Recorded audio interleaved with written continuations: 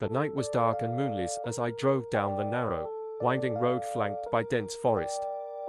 Rain lashed against the windshield, creating a distorted view of the world outside. I gripped the steering wheel tighter, trying to stay focused on the path ahead. I had taken this route countless times before, but tonight was different. A feeling of unease crept over me, amplified by the solitude of the road and the eerie silence that enveloped the forest. My headlights cut through the darkness, revealing fleeting glimpses of gnarled branches and shadows that seemed to dance just beyond the reach of the light. Suddenly, a figure appeared on the side of the road. I slammed on the brakes, heart pounding in my chest. It was a girl, drenched in rain, her pale face illuminated by the headlights. She looked lost and vulnerable. Against my better judgment, I rolled down the window. "Are you okay?" I called out over the storm. She didn't respond, just stared at me with wide, vacant eyes. A shiver ran down my spine, but I couldn't leave her alone in this desolate place. "Get in," I said, unlocking the passenger door. Without a word, she climbed into the car, leaving wet footprints on the floor mat.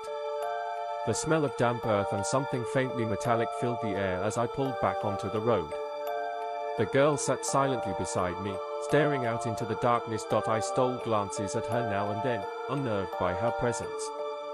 Her clothes were tattered, as if she had been wandering through the woods for days.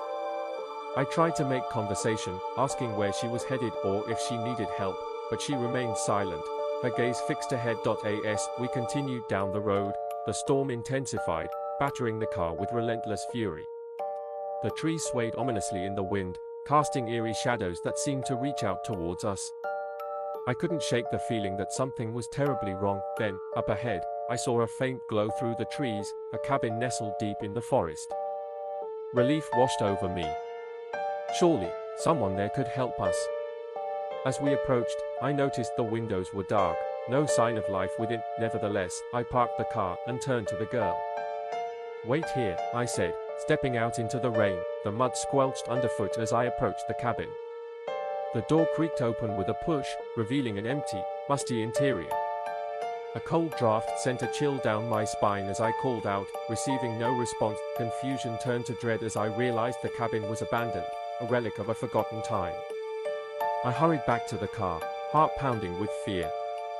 But when I returned, the passenger seat was empty. The girl was gone. I searched frantically around the car, calling out into the storm. Panic set in as I realized she had vanished without a trace. Had she been a ghost, a figment of my imagination, or something far more sinister? Just then, a rustling sound came from the forest behind me. I turned, heart in my throat, to see a figure emerging from the shadows, a figure that looked exactly like the girl who had vanished moments ago. She smiled at me, a smile that sent ice through my veins. "You shouldn't have stopped," she whispered, her voice hollow and cold. In that moment, I knew I had made a grave mistake. The girl was not lost, she was a lure, a trap in the darkness. With a surge of terror, I sprinted back to the driver's seat and slammed the door shut, fumbling for the keys. The engine roared to life just as the girl reached the car. Her expression twisted into a mask of fury as she pounded on the windows, her nails scraping against the glass. I peeled out of there, tires screeching on the wet pavement, heart racing with adrenaline. As I sped away, the storm began to subside, leaving behind an uneasy calm.